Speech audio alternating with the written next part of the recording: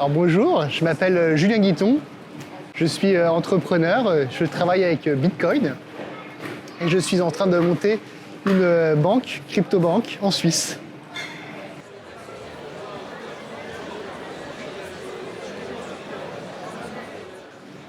Alors je suis ravi par ce type de démarche. C'est en fait assez rare d'avoir un forum assez large, ouvert au public, où on peut justement aborder tous les sujets qui sont liés au peer-to-peer, connexes au peer-to-peer.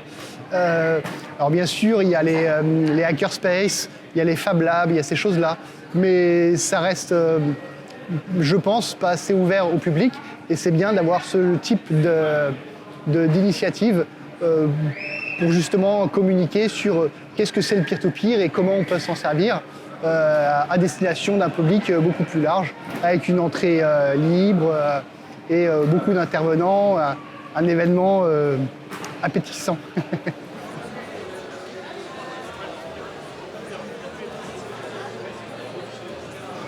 Oh, le peer-to-peer, c'est un sujet extrêmement large qui touche beaucoup de domaines.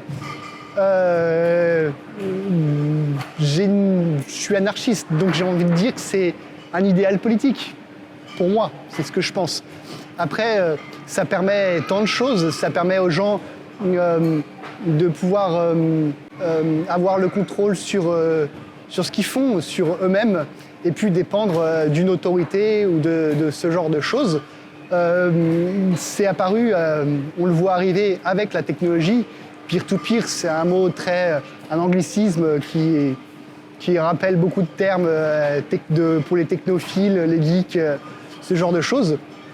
Mais justement, ces outils-là, qui sont dans la main de toutes les nouvelles générations, ça arrive de soi-même. Et en fait, c'est pas une révolution, c'est juste une évolution, juste de nouvelles pratiques, de nouvelles normes, de nouvelles façons de faire qui permettent aux gens de communiquer entre eux directement, d'obtenir des consensus entre eux directement, sans dépendre de qui que ce soit, sans cette difficulté qu'on peut avoir envers le système, hein, qu'on a tous, cette petite, ce petit dégoût du système qu'on peut avoir. Et je pense que c'est l'avenir, en fait, le peer-to-peer. Dans le sens où ça va changer beaucoup de choses, vraiment beaucoup de choses, sur la façon dont les gens vivent leur vie.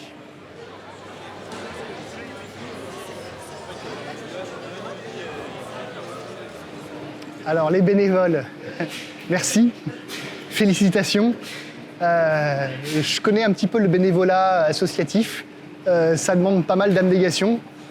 C'est beaucoup de travail pour aucune rémunération, sauf la rémunération du plaisir, du bonheur même, qu'on a à organiser ce genre d'événement.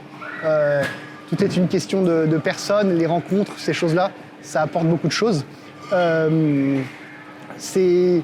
format est bien justement, parce que merci aux bénévoles, parce que ça permet d'avoir un événement ouvert, gratuit, où le public peut venir.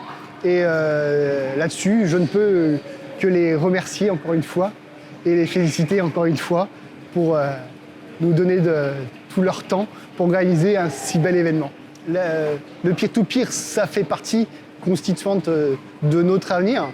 Et quand je parle de l'avenir, c'est pas demain, c'est plutôt dans 1 an, dans 10 ans ou dans 20 ans. Toutes les technologies qu'on apporte et qu'on peut voir ici en démonstration et dont on discute avec les gens, c'est vraiment ce qui va faire la structure de notre société dans l'avenir, dans les décennies qui viennent.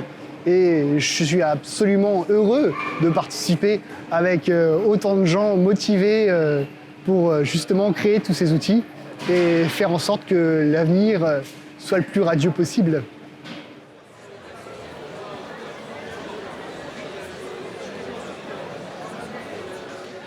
Alors le peer-to-peer, dans les prochaines années, je pense que le plus grand problème, ça va être les autorités, les gouvernements, tous les systèmes qui sont hiérarchiques.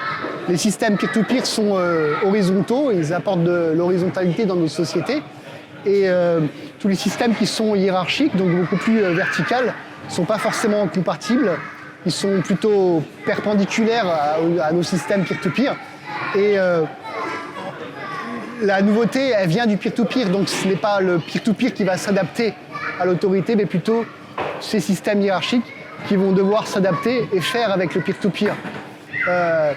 J'ai pas vraiment idée de comment ça va se passer, quels sont les défis, comment ça va se définir au niveau de ce qu'on fait nous et de comment on s'organise. Mais je pense que oui, c'est les systèmes hiérarchiques qui vont être le plus gros défi, la plus grosse étape dans cette mutation de la société vers plus d'horizontalité.